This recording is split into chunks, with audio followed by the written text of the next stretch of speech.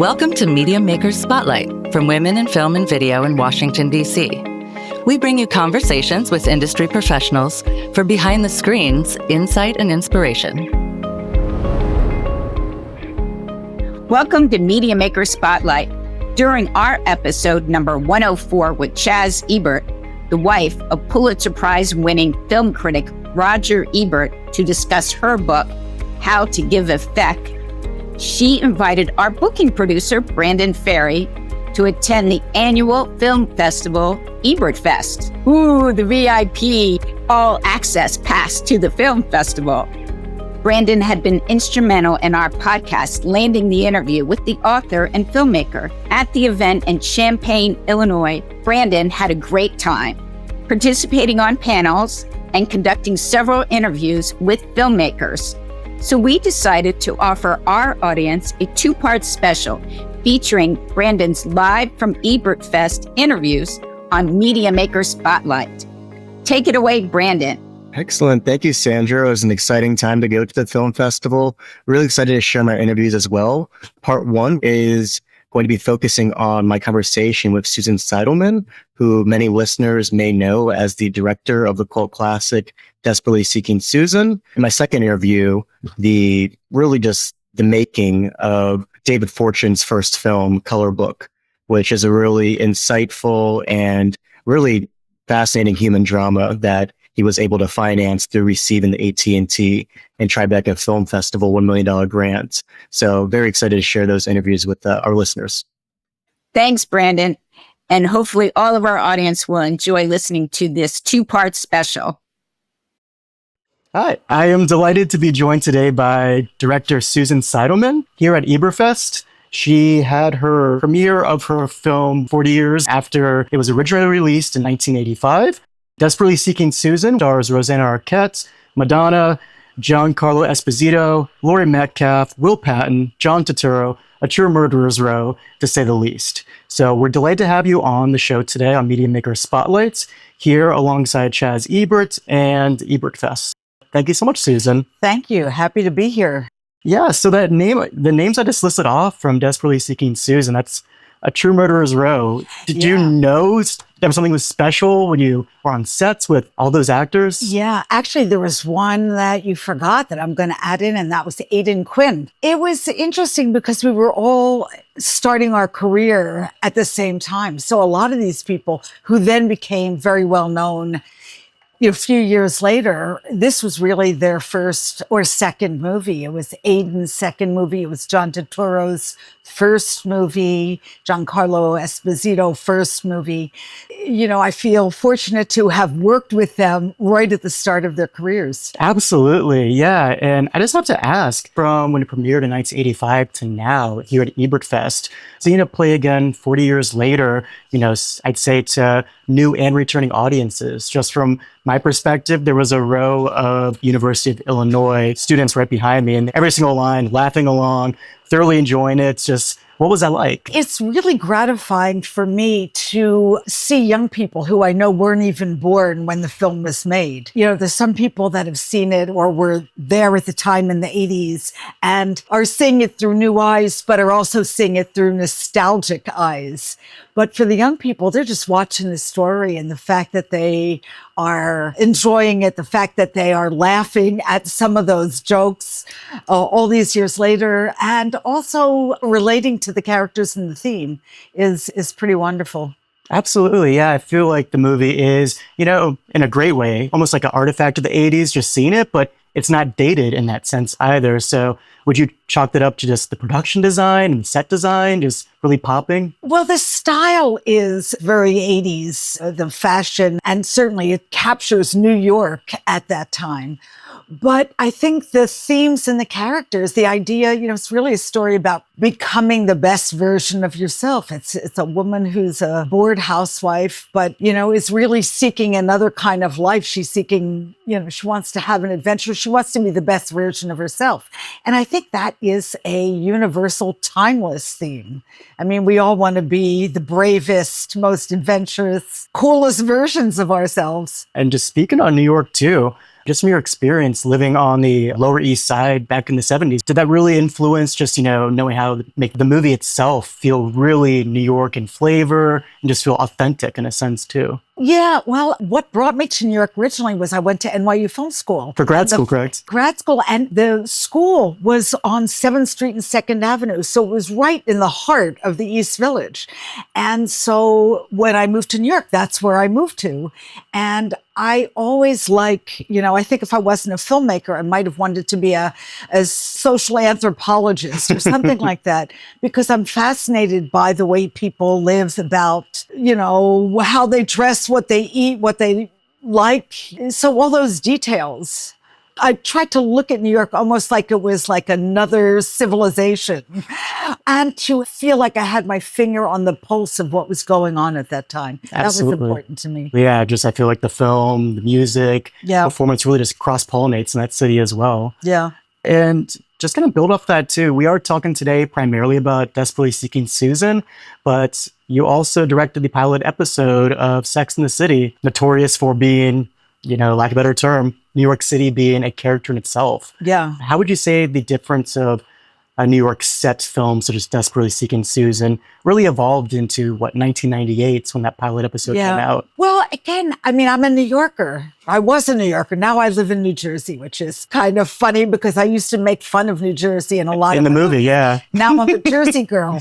But it's been interesting to watch how New York evolves. When I first moved there, which was in the mid-1970s, New York was still in the midst of a bankruptcy crisis or just coming out of it. So the city was falling apart. But that was kind of great fun if you were a student or if you were a poor artist, or, because you could afford to live in the city. It wasn't very expensive.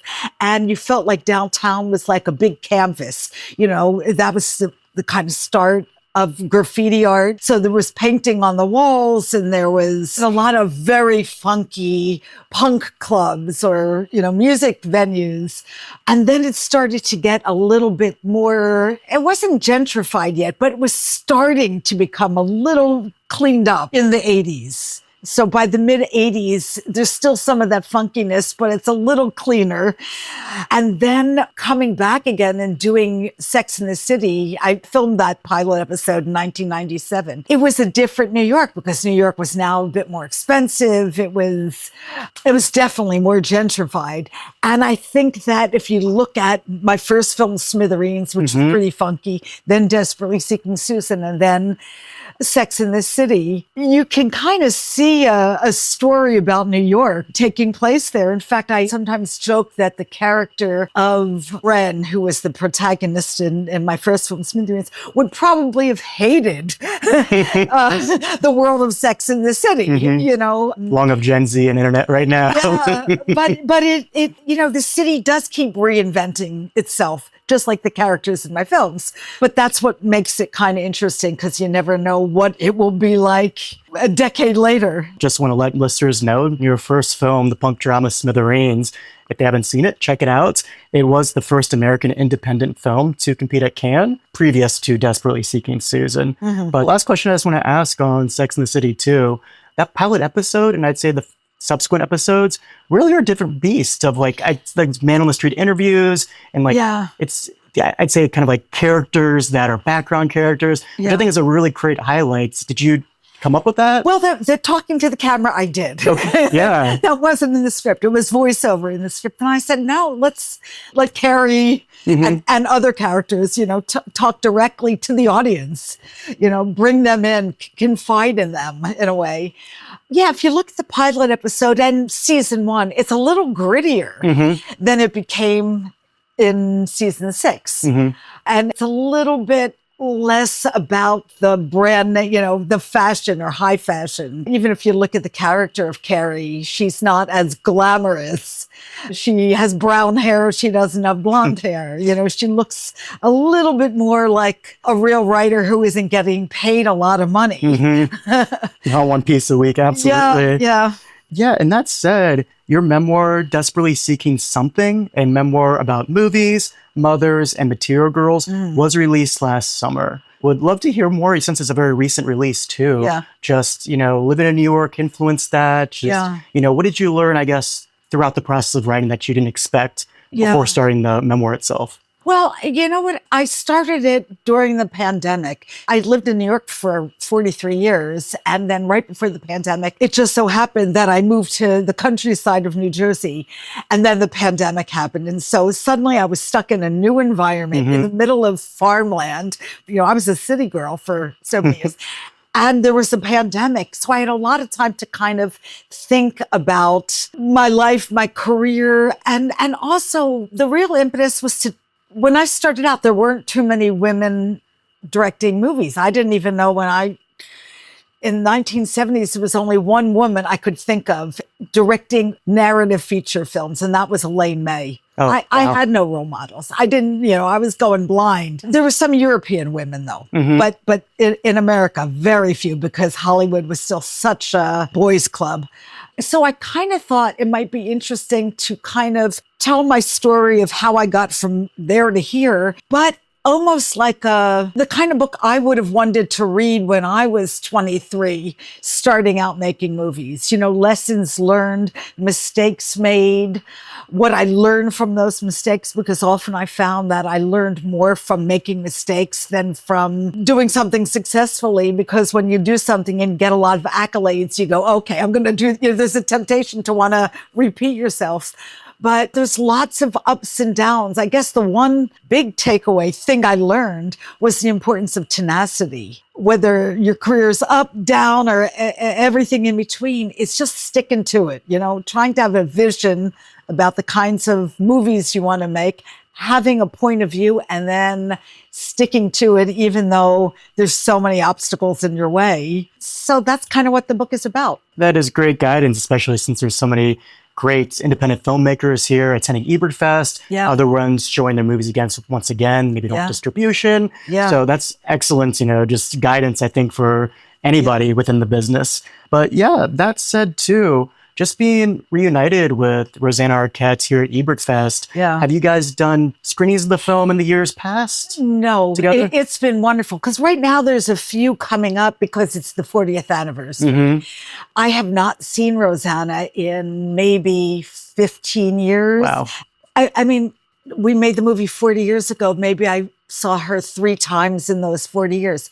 But the last time was 15 years ago. So for me, it was a real treat. Sitting together and watching the movie up on such a big screen at such a beautiful theater. Yeah. And also in 2023, the film was selected for preservation in the U.S. National Film Registry by the Library of Congress as being, quote, culturally, historically, or aesthetically significant. Yeah. So I feel like I hear the movie being called a cult classic, but I would push back of I feel like it does feel like a classic in itself. It's just how it really, I think, engages, as I mentioned, new audiences too. Yeah. I don't think it's cultish anymore. No. I think it's, when you make something, you never know if it's going to pass the test of time. You can't predict that. And you can't say, oh, I'm going to make a movie that's going to still have an audience 40 years from now. You just have to go with your instinct. But you hope that if it's authentic and if it's honest in some way, that those are timeless features. So you hope that generations that weren't even born when the film was made will still relate to Roberta's story. Yes. Yeah.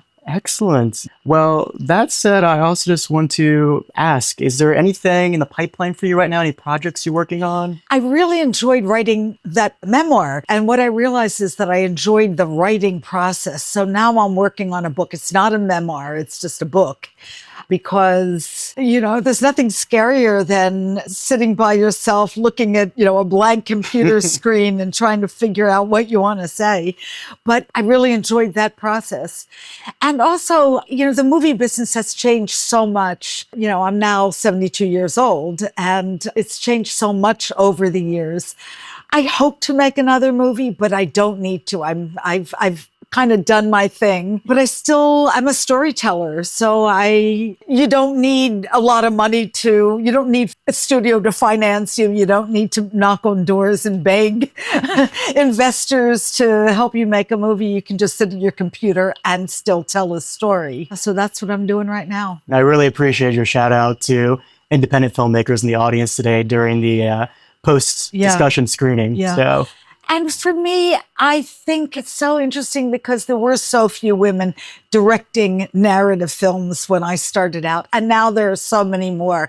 And I want to hear their stories. I'm not retiring, but I do think it's time to pass on this baton. You know, you have a voice, not just women, but anyone outside of, you know, any outsider. Tell your story. You know, storytelling is timeless. So there's still so many new stories to be told or reinterpretations of old stories. Especially if it's based in New York, too. Yeah. Well, we do like to wrap up by asking filmmakers, what was the last great thing you've seen? Doesn't have to be a new movie. It could be an old movie. EbertFest, outside of EbertFest. Well, I do like to see what the next generation of women are making. And so there's a movie, it came out, I guess, about 2 years ago, but I like the filmmaker. Her name is Emerald Fennell. Oh, yes. I really like Saltburn, and I really like, I think it's called Promising Young Woman, yes. Yeah. And I see, you know, she's perceptive. She's got a little bite to her, which I like. So I'm curious to see what she's going to do next. Absolutely. I feel like it lines up very nicely with your work of being extremely stylish, but at the same time, too, yeah, you know, really has grit and just something very interesting to say. Yeah, I agree. Susan, thank you so much today for joining us, and thank you for speaking with me. I hope you enjoy the rest of EbertFest this week. Thank you. My pleasure. I had a great time. The screening was great, and that theater is amazing. And I will say, too, the students behind me, the line that killed was, I believe it's when somebody asked Madonna's character, have you been dead? She says, no, I've just been in New Jersey. So they might have been New Yorkers, but they ate that line up completely. Yeah. Excellent. Well, once again, thank you so much. Thank you. Congrats on the screening. My pleasure. Thank you.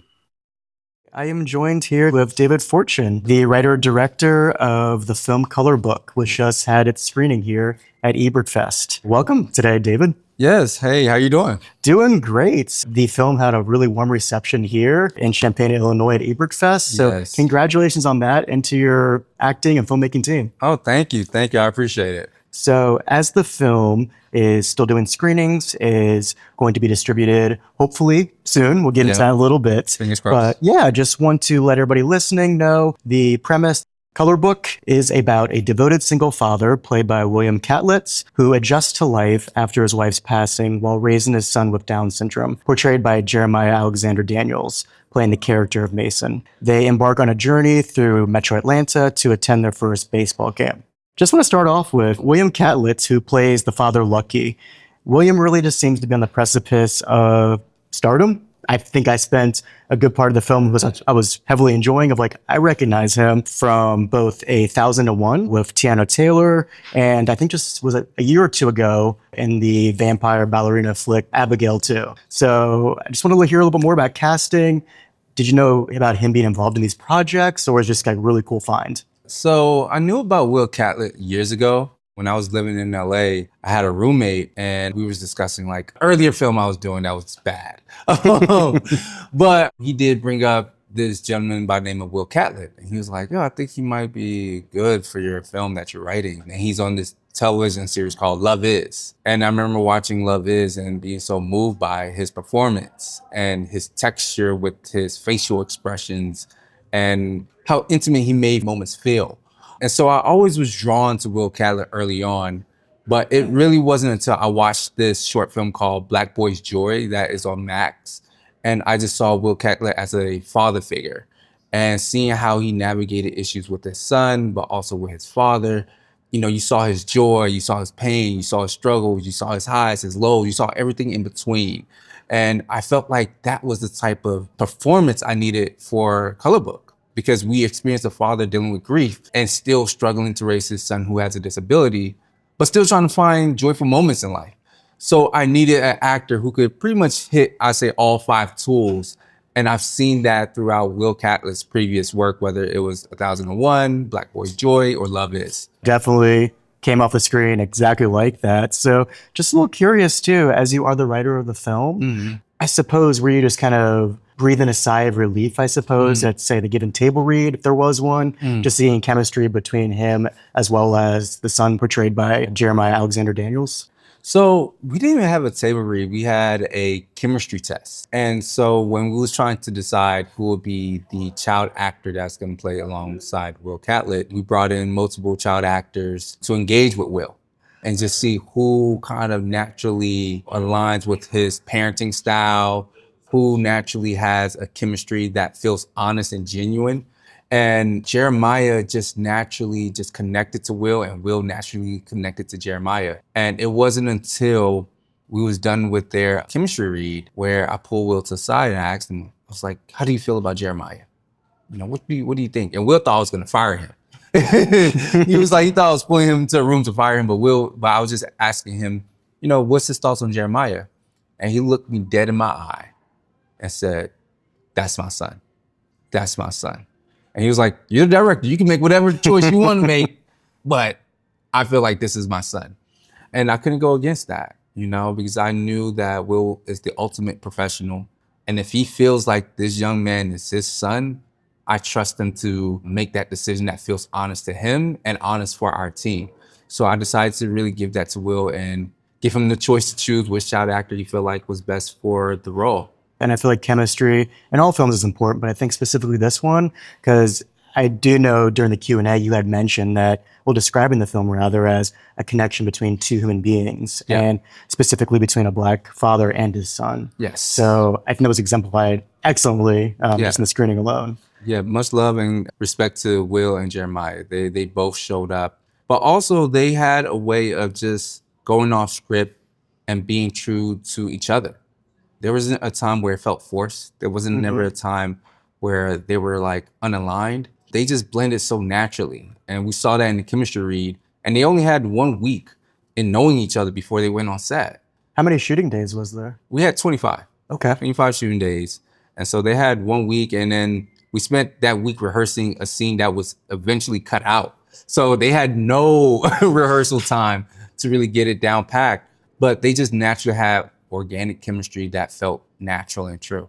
Wow. So day one, viewing the dailies, or you just kind of sit back like, hey, this is going really well, just as litmus test for the rest of the production? No, I didn't even look at the dailies. Okay. I was so busy just trying to survive production that I trusted my daily is going to be there when it's there. I was just trusting my eye and just trusting the moment of what I was seeing on set. Okay. And I knew that if they're performing this way, it's going to resonate on screen. And so I didn't need dailies to tell me, is it going right? I saw it in the moments that they were interacting and their performance and connecting with each other. So that's how it kind of went. And I would just like to hear a bit more about how, after the script was developed, how that just started turning into a movie, because it was your producer who mentioned during today's Q&A that AT&T's Untold Stories program was involved. Yeah. How that correlated with being the winner of that $1 million grant to make the film. Yeah, so I first took the time to write the screenplay in the fall of 2022. After I got done with the screenplay, I did a budget. And usually that's kind of how I like to move, is after I get done with the script, I say, all right, let's work to actually make this possible.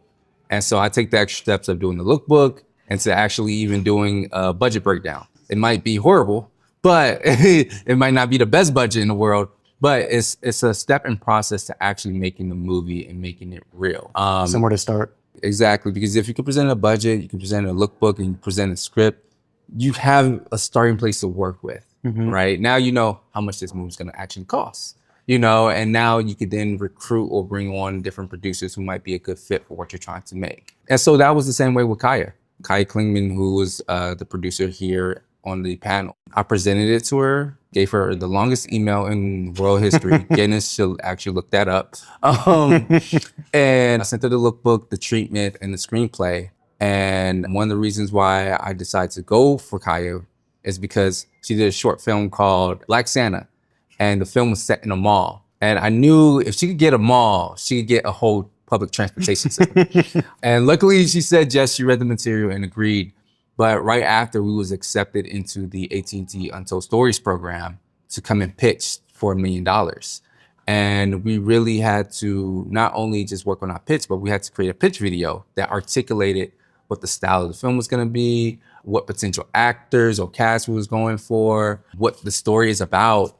And we had to present that along with our pitch at the competition. And we ended up winning it. They came back to us an hour later after we pitched, brought everybody back in my room and announced the winners. And they announced Color Book as the winner of the 2023 Untold Stories program. That's incredible. Yeah. Right after that, Kaya did mention that once selected, you went to production the next day. She went into production. Okay. I went to sleep. I was tired. I was like, I could catch up on the day of work on tomorrow. I needed to get my break in. I needed to get my sleep in. So I remember being so mentally exhausted. And I knew that if we're going to really lock in and do this film, I was like, at least give yourself just a day.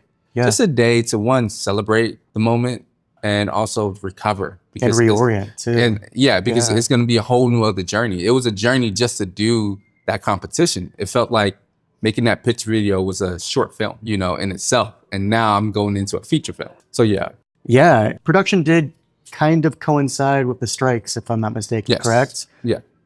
How daunting was that, just realizing that they were not going to extend the deadline because you were given pretty much 1 year after production started, correct? Yeah. It was daunting. I know our team, we were, you know, slightly worried of like, can we pull this off? Is this even possible? But I come from the train of thought, look, if you give me 2 months to make a movie, I'm making it 2 months. If you give me a year, I'm gonna make it in a year. If you give me 5 months to do it, I'm gonna do it in 5 months. It's not about, is it possible?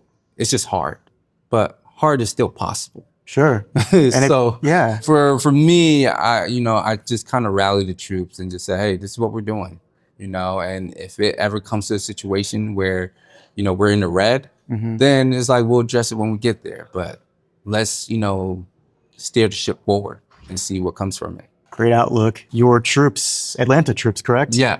Yeah. So we did most of our casting in Atlanta and really hired local based talent. Same way when it came to crew, we really relied on Atlanta talent and crew and production team members. Was there any specific goal, you know, when it came to just setting out to make it a true love letter to Atlanta? Yeah, that's definitely was a part of it. I mean, because we wanted to honor the production side as well, because there's a lot of productions that will shoot in Atlanta, but the stories are never really about Atlanta. And then you also have with those productions that they're bringing in majority of outside crew members. And we had outside crew members too. I wouldn't, you know, dare saying and lying that, hey, Color Book did not have any members from other states or territories working on the production, but we want a majority of our crew members to be from the city. And that's something we hold near and dear to our hearts, and that's something we take pride in. So we just really want to make a focus that not only the story is taking place in Atlanta, but it's truly made by Atlanta. Were there like any specific, like, you know, little stories that people being from Atlanta may have helped to, say, location scouting for the movie? Or yeah, I did work with the location scout in Atlanta, and we worked closely with, you know, finding locations that would best fit our story. But I'm also from Atlanta, so I knew the world in which we were trying to capture. And I even on MARTA, like I grew up taking MARTA as a kid. So I knew the ins and rounds of how public transportation works in our city. So doing that location scout, it was sometimes a breather for me just to reconnect with the city, because I moved out to Los Angeles for 8 years and now I'm coming back. So it's like, okay, I know this landscape, but a few things have changed. But I would do them by myself just to get to know and reconnect with the space that raised me. Yeah. And I thought that was important for me to first go out and see the spaces I'm trying to capture, and then go in and collaborate with Location Scout, who can help fine-tune specific places that I was looking for that I couldn't find. And I also wanted to just really talk about the shots and the framing of it as well. Throughout the film, there are a number of close-ups of the two characters. Just, I think, really makes for a really strong, intimate, and moving portrait of this father and son. I found it really visually stunning, too, just with being Atlanta, but still kind of feeling a quiet vibrance of the city. I just love to hear more about, you know, your process of framing and shots of it. I feel like with that, coupled with the black and white, just made for a really visually sumptuous film. When it came to really doing shot design, I really pulled from still photography and photojournalism. I studied individuals like Gordon Parks, Carrie Mae Weems, Chester Higgins, Saul Leiter, Vivian Meyer, just really studying how they capture moments and intimate connections between human beings. And so I wasn't really watching a lot of film. I really was studying a lot of photography and photojournalism to help build the visual essence of the movie Color Book. Initially, I really wanted most of the scenes to take place in wide shots. I really wasn't going for close-ups. But, when we brought Will in, Will gave such emotional performances that it felt like, man, he's going through something, but I'm feeling disconnected from him in this wide. It's asking me to come closer. And so for me, I just said, let's just move in. Let's just move in and really capture what's actually happening here. Because right now I'm seeing something, but I'm not feeling anything. And I think that's what the close-ups provide, is that you don't get a chance to just see a man grieving. You get to feel it. You get to experience it with him live. And I think that was like the purpose of our close-up, because initially I wanted to play it like an Ozu film, where we're just kind of wide, we're just experiencing the day-to-day going along, and we're settling with this patient rhythm of the movie. But when we brought Will in, he just changed the whole dynamic. And we wanted to go closer to feel his pain rather than just see it from a distance. And speaking of grief too, for these two characters, they are going through a loss. Yes. Grief is explored, but how did you really approach that when it came to still exploring grief, but still not shortchanging joy too? So with grief, I wanted to make sure that we don't talk about it, we experience it.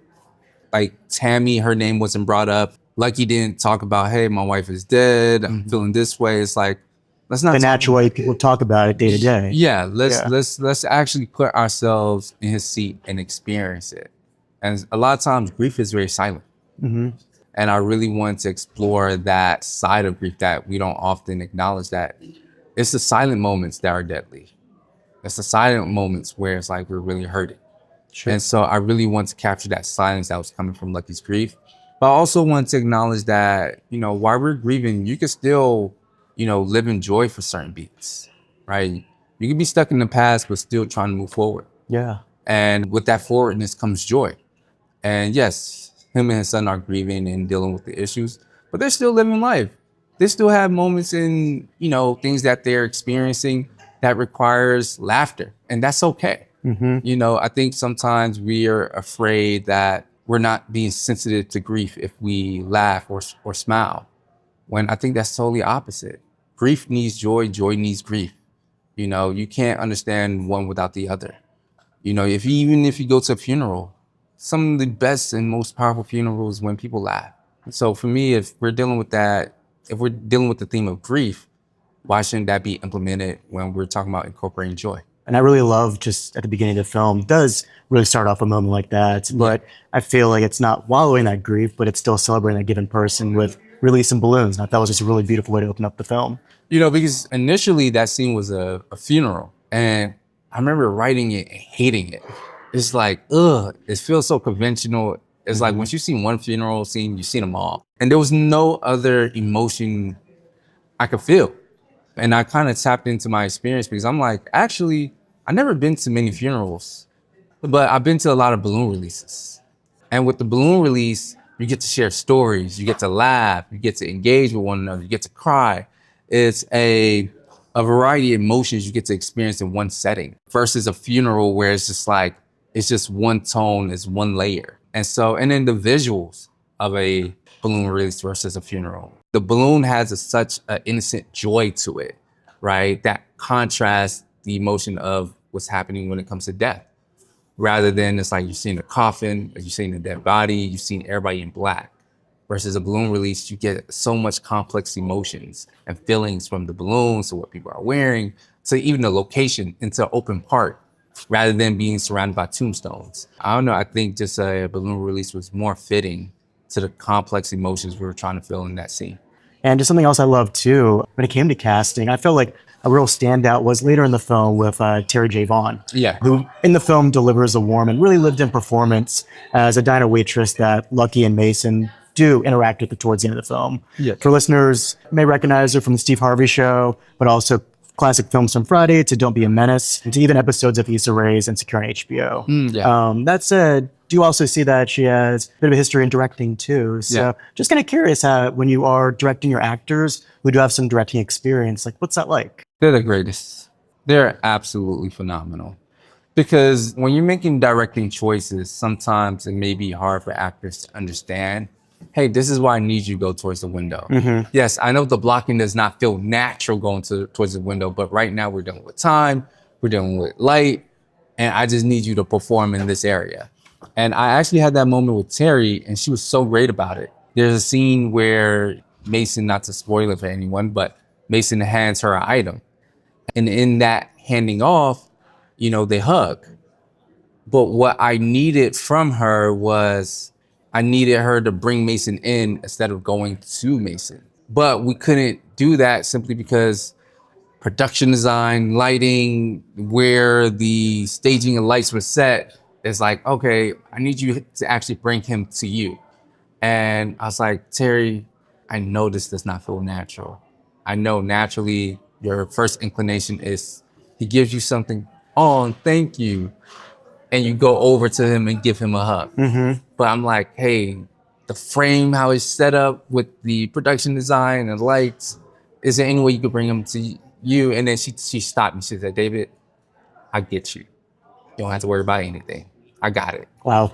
And it makes my life so much easier because she understands not just the performance aspect, but she understands the world of production that's Your own happening. vision too. Yeah. And so working with an actor who knows the struggles of directing and the challenges that you have to deal with, time, logistics, and all that. And she was such a great sport about it. So I love working with actors who have a understanding of direction. And when it comes to the film just being in black and white, why that was a choice, just love to hear a bit more about that specifically. The decision to shoot black and white was not based out of style, but more so based out of story. This story is about a father and son relationship. And any visual or creative direction I'm going to take is going to be based around that connection between this adult male and this young black boy and what their relationship dynamics are. And to me, it was just the honest choice. When I put in the black and white filter in my brain, all I could focus on was their relationship. And then when I put it on the color filter in my brain, I was being distracted by everything around them that I was losing the focus that was between them. And so with black and white, you're not looking left or right, you're staring center. And that's kind of what I wanted the audience to do, was stare center at this relationship between Lucky and Mason. Wow. Just kind of next steps, I was looking up to see this screening, but would love to hear more about distribution. I know you said you had mentioned that you guys were pursuing an impact campaign. Yeah. And to really engage the community that the film was written for and created for as well. So I would just love to hear more about how that's going and potentially any theatrical avenues or deals you can speak about now freely. So we're still looking for distribution, but it's getting really good, positive feedback. I think just shooting in black and white is a little bit more difficult and a risk for a lot of companies, but we're learning on this festival circuit that audiences aren't distracted by black and white. Mm-hmm. That's not an issue for them. They care about story. They care about connection. And if they're connecting with the film, then whether it's in black and white or color, it doesn't matter. And so that's just something we're learning as we're going on our festival circuit. But along with doing the festival circuit, we're planning an impact campaign. And it's been coming up organically. Organizations has been reaching out to us. Wow. Yeah. And that speaks to the impact, quote unquote, that's been happening, when it comes to the film and its connection to the community. So it's been growing organically and it feels very natural. Excellent. I'm glad to hear that. I mean, as much as I enjoyed the film today and talking to a few people around me, I just love the idea of, seeing the word of mouth on this project and also being able to talk about it, amongst family and friends in the months to come, hopefully soon. Yeah. But just would like to wrap up today asking you, just as a director and a writer, what's the last great thing you've seen? The last great thing I've seen, I watched Sinners. Yeah. I watched Sinners. I'm so inspired by the work of Ryan Coogler. It's funny, when making Color Book, I thought about Fruitvale Station a lot. And I studied Ryan's psyche as he was preparing for Fruitvale Station and working with the cast and crew and also shooting back in his hometown of Oakland. And I thought there was a lot of similarities of me working with the community of Atlanta and shooting back in my hometown and telling the story there. And Fruitvale Station was the first screenplay I ever read when I was trying to break into the industry. Mm-hmm. And reading beat by beat and then watching the film afterwards to understand how did this screen correlate to this feature film was beautiful to have early in my career. So I don't know, when watching Sinners, it brings back to those early days when I was just trying to learn how to make movies. And it brings me back now, watching Ryan Coogler first feature and doing my first feature and looking at like, man, there's a lot of similarities there. And there's a lot of things that I could study and I could watch from him and hopefully implement into my career. I'm a fan of his work, and I'm a fan of just not his work, but who he is as a human being. And I think that goes a longer ways than just being a great filmmaker. So that's something, when I think about Sinners, yes, the film's amazing, the film's great.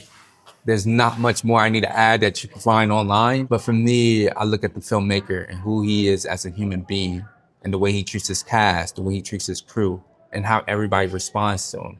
I think that is very admirable, and we should study that as well.